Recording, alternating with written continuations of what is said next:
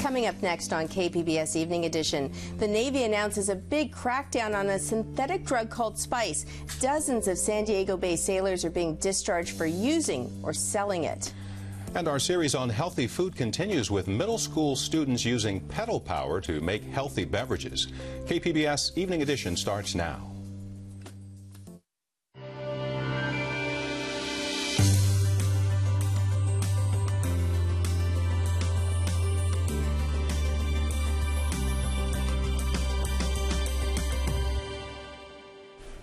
Hello, thanks for joining us. I'm Joanne Farian. And I'm Dwayne Brown.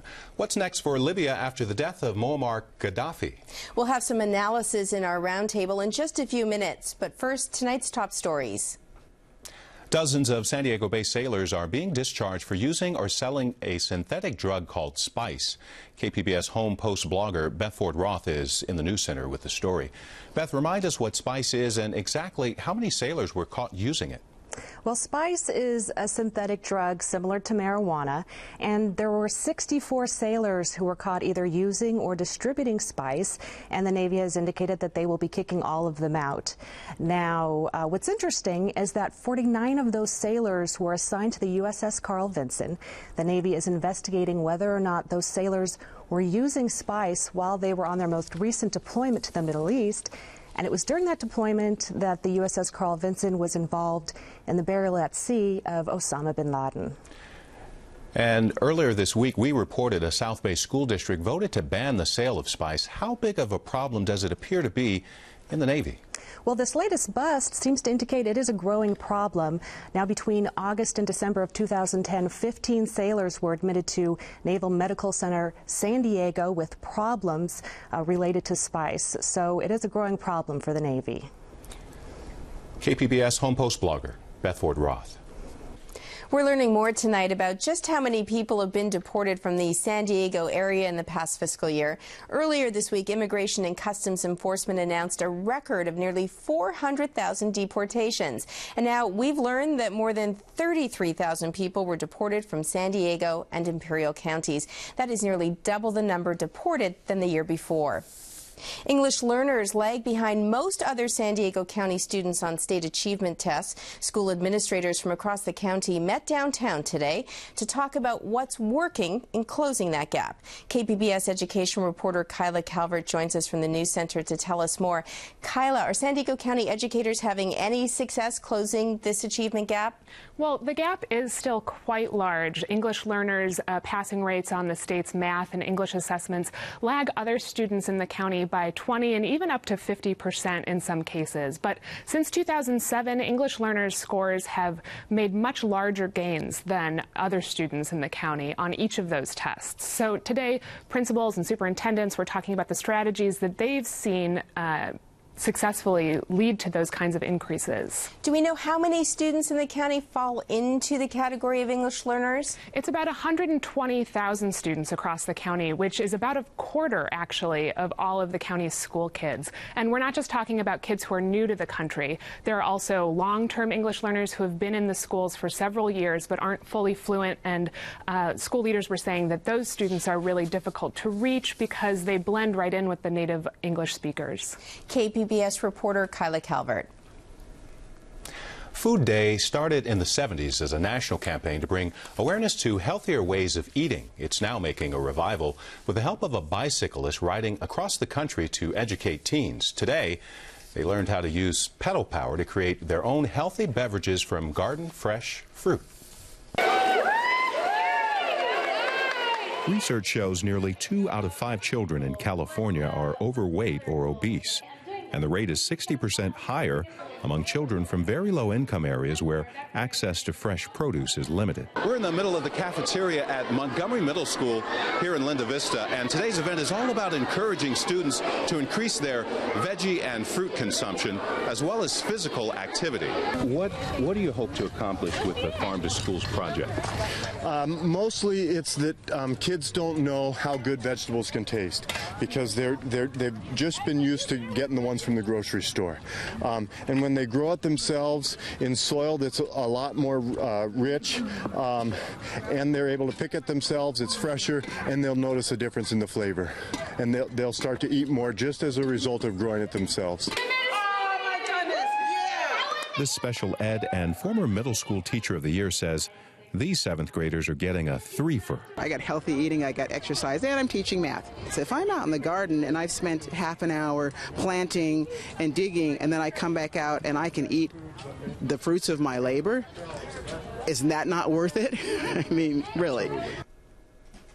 First, let me say the Pedal Power smoothies, very tasty. And most surveys find school children who participate in nutrition programs tend to eat more fruits and vegetables. Today's top national and international story is, of course, the death of former Libyan leader Muammar Gaddafi. For reaction and analysis, we go to Joanne and her guest over at the KPBS Evening Edition Roundtable.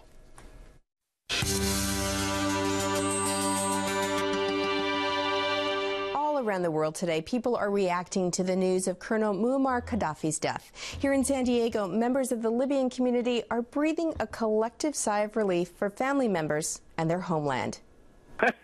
I went to the Islamic Center. Yeah, I prayed the dawn. We prayed the dawn at 6:15. So after the prayer, I made the announcement, and everybody was happy, for Libya.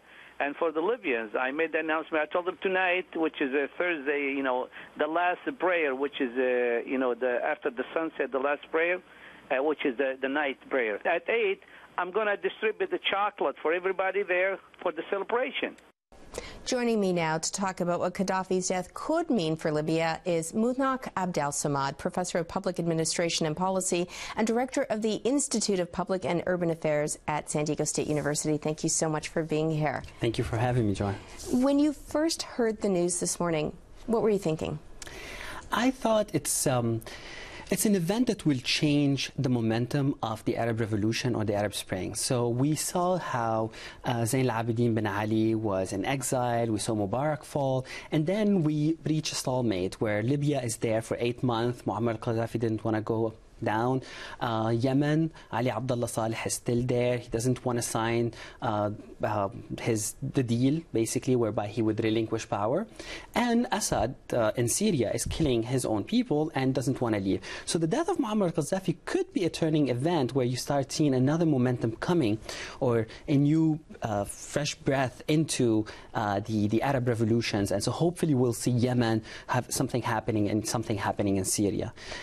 So Gaddafi was in power for more than 40 years. Remind our audience what kind of dictator he was, or that he was a dictator. Yeah.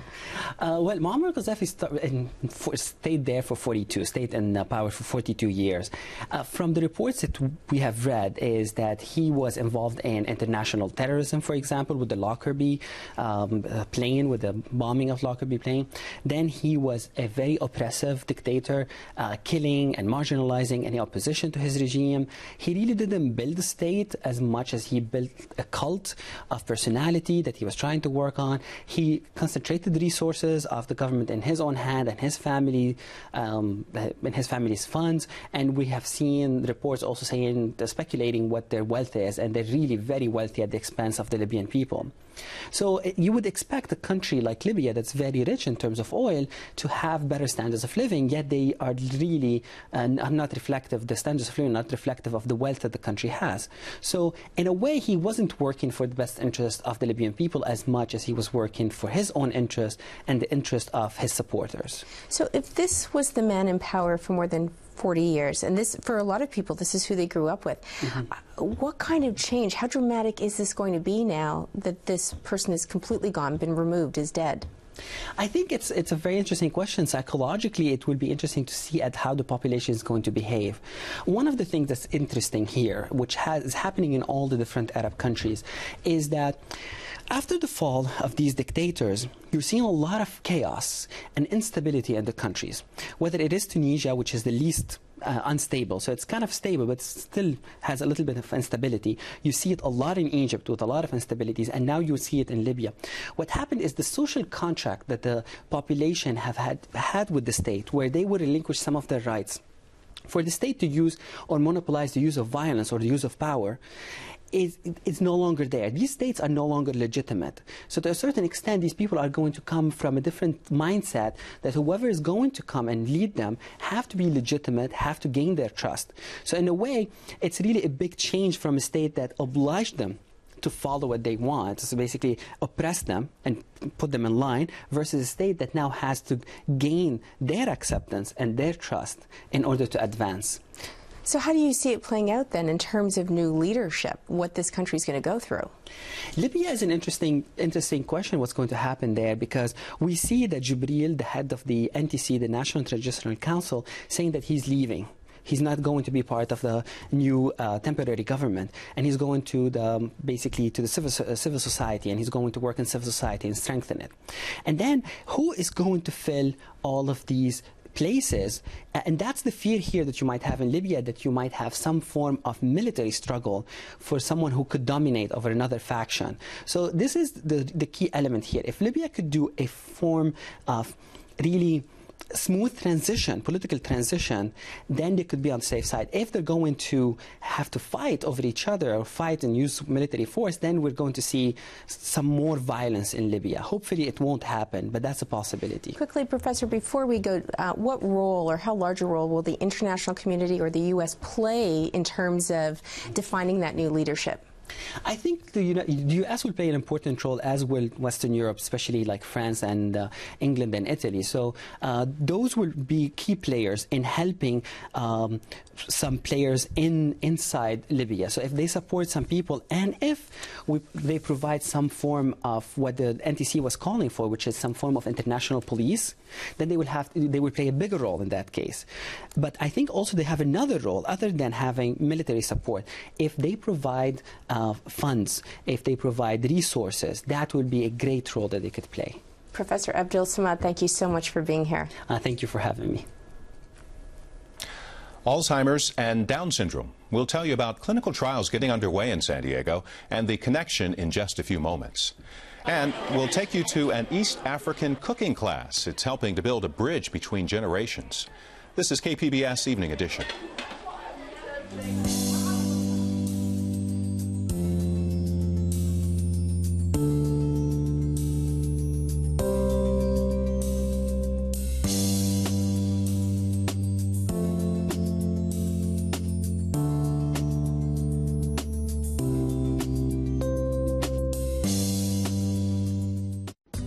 Tonight on KPBS at 8, the wild parrots of Ocean Beach. Where did they come from? Also, San Diego's once famous Honeymoon Bridge on Ken Kramer's About San Diego.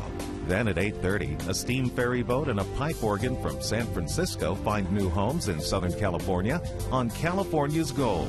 And at 9, Martin's ready for his new life in London, and Louisa goes into premature labor on the season finale of Doc Martin. That's tonight on KPBS. Next time on the PBS Arts Fall Festival, American Masters presents Pearl Jam 20. The door is so open for us to be who we are. It's the untold story of one of America's greatest bands. Every once in a while, we'll just say to one another, like, can you believe it? American Masters presents Pearl Jam 20, directed by Cameron Crowe. Next time on the PBS Arts Fall Festival. Friday at 9 on KPBS. KPBS Evening Edition is made possible by Joan and Erwin Jacobs and by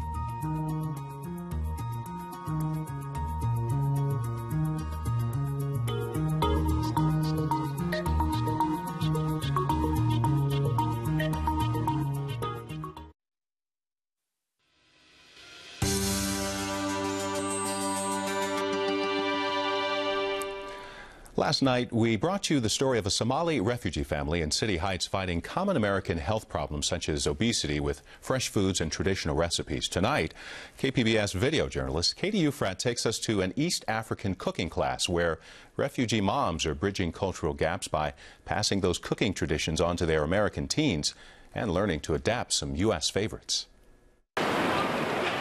Grocery shopping is a normal weekend routine for many Americans, but for Eritrean immigrant Khadija Musa's family, it can be quite a challenge. They're Muslim and follow their faith's halal diet, which restricts what they can eat. To find the cheese is very hard because they put some gelatin, some, that's why we have to find it's halal one. So that's why it's taking time, you know. Is there we can change another cheese that doesn't have pork? We don't even have the pork. Musa changes American recipes to include only halal ingredients. No gelatin, pork products, or alcohol. Yeah. She goes to a halal market for meat that's slaughtered according to Muslim guidelines. When the shopping is done, her next challenge begins. Cooking for more than 60 people. It's her turn to lead this week's cooking class for East African mothers and daughters at the City Heights Wellness Center. Today's menu is eclectic. Italian pasta with spinach and goat cheese, traditional Somali rice, and an Ethiopian chicken dish. The mothers are teaching their daughters how to cook halal food by adapting American favorites like pasta. Traditional East African dishes are added to reconnect the girls with their family culture. For Somali teens Ayan Ali and Farhia Ahmed, it seems to be working. Before this class, I didn't know how to make rice and the pasta that they made today. The ingredients that you use here, like what to put in it, what not to put in it, how long it's supposed to take in the oven, when you're supposed to take it out. Because Somali food doesn't come with a cookbook, so it's really hard. The class was started by City Heights Hope, a group of East African women led by Sahara Abdi. 2009, we had funding from the California Endowment. It was about food environment. When we started the group, we thought that we would be focusing on halal food and unhealthy food. But after looking at their families' eating habits, the biggest problem they saw was a cultural rift. Their children were losing ties to their culture and spending less time with their families. They wanted to eat American fast food, but their mothers only cooked traditional East African food at home. The moms worry that fast food and a lot of popular American dishes simply aren't halal. They'll probably think like, oh, maybe they cook it with the pork. You never know. It's haram, or there's food at home, eat this. Oh, but I want junk food, I want fast food. And then your mom would be like, I'll make food for you. And then you'll be like, I don't have time for food. I just want quick food. The moms and daughters decided to focus the cooking class on bridging this cultural divide. It's very important because we don't want to lose our kids and our identity and our culture.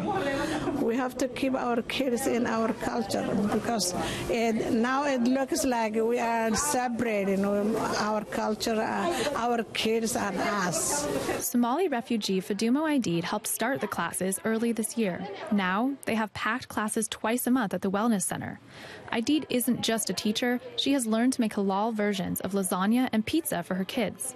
I'm very happy. I feel good because I learn a lot and different. Because before I know only one way, but now I can make a different food. And the moms have shown their daughters how to find halal foods at chain grocery stores. Because there's this thing that taught us if it says a K and a D on it, it's kosher, and that means we could eat it. The classes aren't just about food, they're about cultural identity. Shopping trips sometimes include perusing for traditional clothes. They pray together before starting to cook. Allahu Akbar. The teens look after the younger children, just like they would in East Africa. It brings everyone together to eat and talk about home. They tell us stories about when they were younger, how they would go milk the cow. It makes me feel like I want to go there and go milk a cow. Like I missed out on something.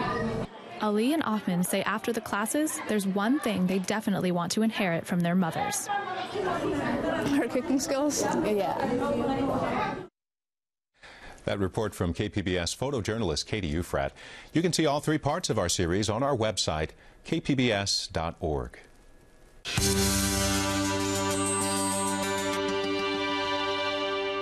Clinical trials are set to begin in San Diego, offering hope to those with Down syndrome and Alzheimer's disease. Scientists are exploring the relationship between the two conditions. Joining me to discuss this research is Dr. William Mobley. Doctor, thank you for being here. Thanks for having me.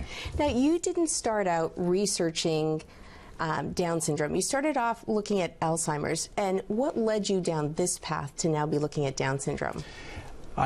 I was very interested in the biology of Alzheimer's disease and in a particular protein that I'd studied as a graduate student that I thought might actually help us prevent cells from dying in the Alzheimer's disease brain. Those early thoughts were confirmed in some basic science experiments, but when we went to look for animal models There were no animal models of Alzheimer's disease, but there were models of Down syndrome.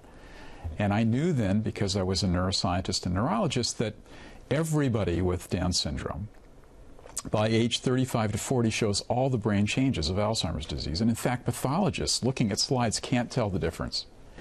And most of those people, if they live long enough, will go on and develop dementia. So for me, a model of Down syndrome offered an amazing opportunity to study Alzheimer's disease. So if you can't tell the difference between Alzheimer's and what you're seeing in those slides, is it in fact Alzheimer's that people with Down syndrome are developing? It is. It is. It's generally conceded that that's the case. There may be subtle changes, but for all intents and purposes, all of the changes in the Alzheimer's brain are also seen in everybody with Down syndrome who's older than 35. So how do you take that knowledge and now develop new therapies to treat this or to prevent it? The idea in Down syndrome is that every problem should be caused by an extra copy of a gene or genes. Remember, it's trisomy 21. They have an extra copy of a perfectly normal chromosome. There's just one too many. So our strategy says, look, if you can find the gene that's responsible for the changes, then you can find a way to treat that gene, treat its protein, modify its expression, somehow change the way it acts so that you can prevent the problems from occurring. So have you found that? Have you been able to develop now something that prevents this gene or fixes this problem? We're on our way. The first thing was to find the gene, and we really have found a gene called APP that, when present in one extra copy, causes in the mouse model substantial degeneration of neurons. So we're on our way to finding the gene and to beginning to understand how to treat it. It's important to know that in Alzheimer's disease, an extra copy of that gene in a normal person otherwise can cause Alzheimer's disease. There are families with Alzheimer's disease in which that protein is changed in a specific way. And so, very exciting to say we're pretty sure that that gene is a major cause of the problem in Down syndrome. So many people at home now who know someone with Alzheimer's, or family members, or with Down syndrome, I think what they're wondering, first of all, is this discovery going to lead to therapies with all adults who develop Alzheimer's? Is it just the early onset Alzheimer's, or is it only people with Down syndrome who develop Alzheimer's? We think it's going to help all of us.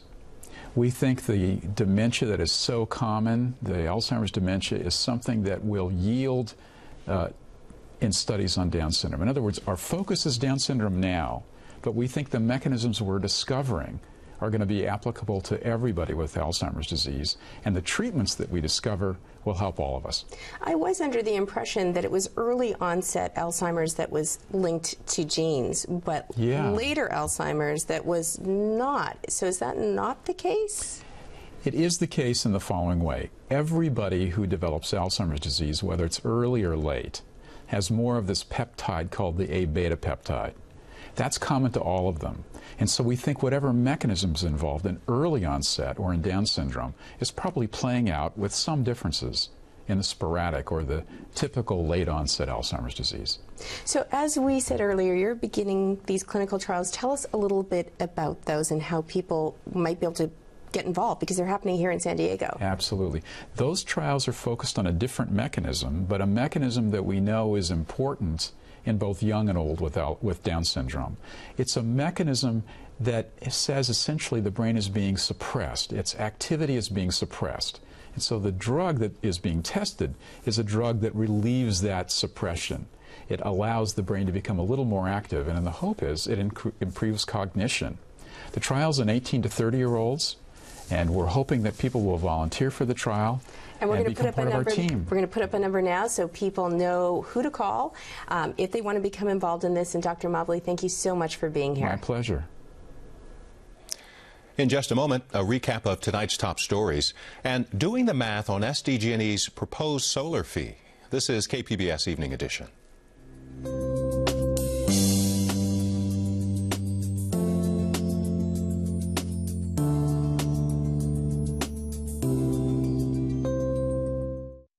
I'm Gwen Eichel. On the next news hour, Miles O'Brien reports on the science of predicting earthquakes. That's Thursday on the PBS NewsHour.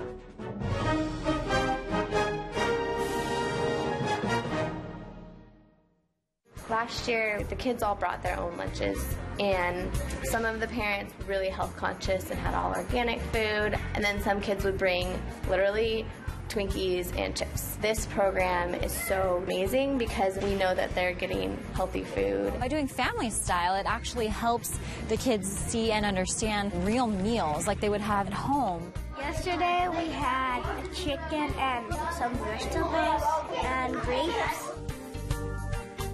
In the last year, KPBS News has been honored with nearly 3 dozen awards. I'm extremely proud of these honors, and I thank you for your support as we continue to serve our local communities with award-winning news coverage in the years to come.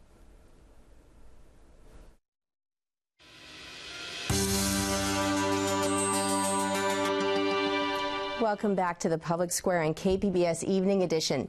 Yesterday, we told you about San Diego Gas and Electric's plan to charge solar customers a new fee. The company says that fee would pay for solar customers to use the grid, basically all the stuff required to get electricity from one place to another. SDG&E says the fee would range between $11 and $22 a month. Well, today a follow-up.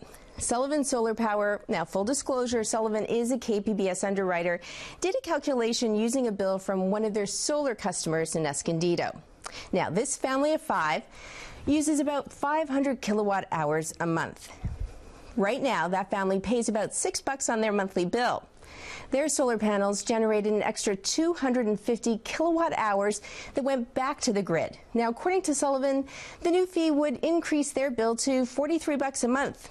Well, we sent this calculation to SDG&E, and they don't agree. They say there isn't enough information to do an accurate analysis, and it doesn't take into account other savings like rebates and tax credits. But they did do their own calculation, what they say is a more accurate reflection of the family's new bill, and according to them, their bill would be about $30 a month.